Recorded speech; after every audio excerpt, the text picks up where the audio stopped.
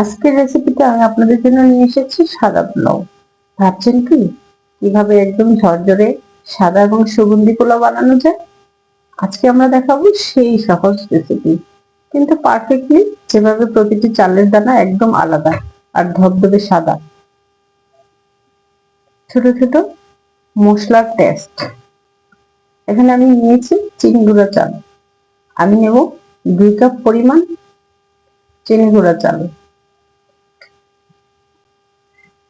Measurement কাপে চাল নেওয়ার কারণ হচ্ছে পানিটা এই কাপে মেপে দিব, তাই মেজারমেন্ট কাপে 2 কাপ চাল দিয়েছি। সেখানে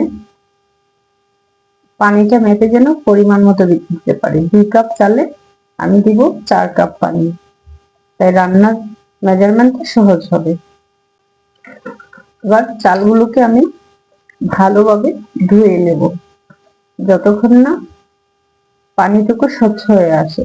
এতে করে চালে থাকা স্টার্চ কেটে যাবে এবং পোলাও আঠালো হবে না, ঝরঝরে হবে। পোলাওটা হবে ঝরঝরে। এবার চালগুলোকে ধুয়ে সেকে পানি ঝরতে দেব। এদিকে আমি রান্নার হাঁড়িতে তেল দিয়ে অল্প পেঁয়াজ, কয়েকটা কাঁচামরিচ দিয়ে দেব। এখানে দেব কুচি করা কয়েকটা তেজপাতা, 2টো এলাচ, আস্ত এলাচ, 2টো লং, 1 টুকরো মৌরি, সাথে থাকছে দারচিনি ও কয়েকটা কালো গোলমরিচ। এখন আমি ভালোভাবে নেড়েচেড়ে চালটাকে ভেজে নেব। চালটা ভালোভাবে ভাজতে হবে যেন কোথাও জমে না থাকে, ঝরঝরে হয়ে যায়। এই ভাজাটাই পোলাওয়ের সুন্দর ঝরঝরে। এখন আমি দিয়ে দেব 1 চামচ আদা, 1 চামচ রসুন বাটা।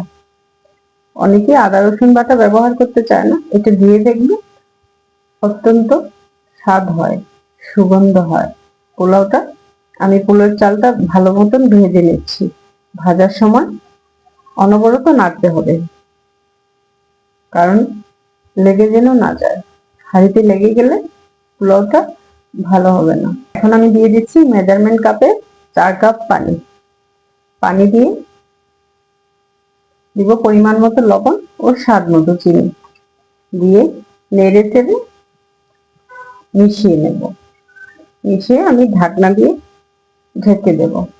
কিছুক্ষণ ঢেকে ফুটিয়ে উঠলে, এখন ঢাকনাটা উঠালে দেখতে পাবো ধবধবে সাদা পোলাও।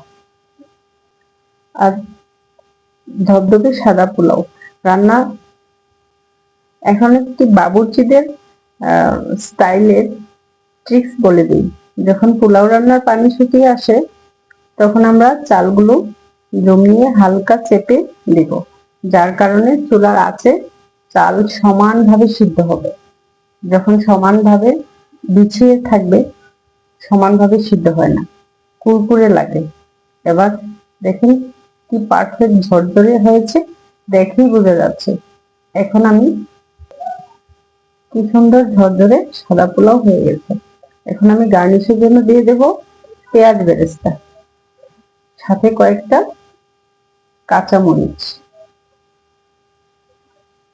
রেসিপিটা আপনাদের ভালো লেগে থাকলে কমেন্টে জানাবেন। আবার দেখা হবে পরের কোনো রেসিপি নিয়ে। ভালো থাকেন, সুস্থ থাকেন। আল্লাহ হাফেজ।